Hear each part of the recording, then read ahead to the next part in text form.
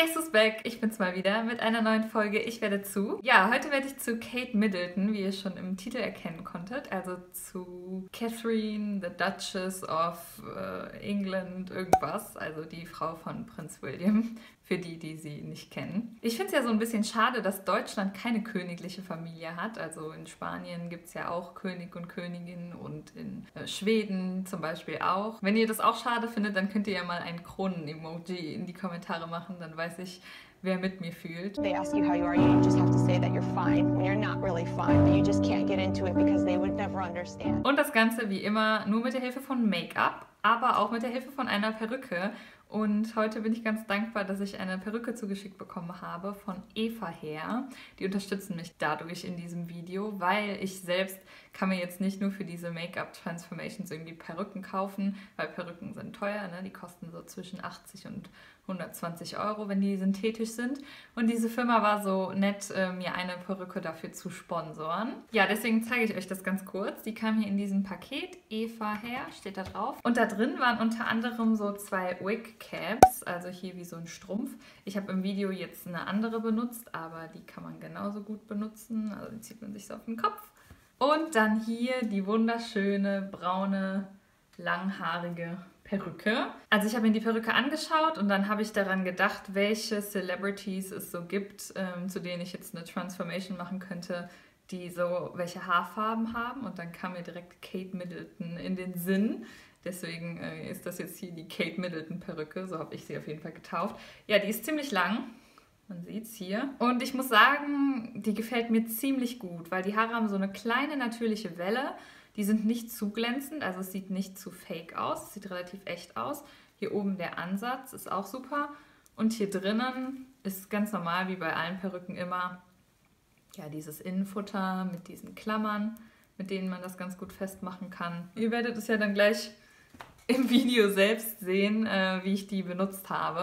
Und wenn ihr bei diesem Video jetzt bis zum Ende dran bleibt, dann habe ich sogar noch eine Überraschung für euch. Aber ihr schaut euch das Video ja sicher eh bis zum Ende an, weil ihr ja sehen wollt, wie das Ergebnis dann am Ende aussieht. Ich setze euch die ganzen Links zu der Firma einfach in die Infobox und dann legen wir jetzt einfach mal los, würde ich sagen. Mein Name ist Alicia Joe und heute werde ich zu Kate Middleton.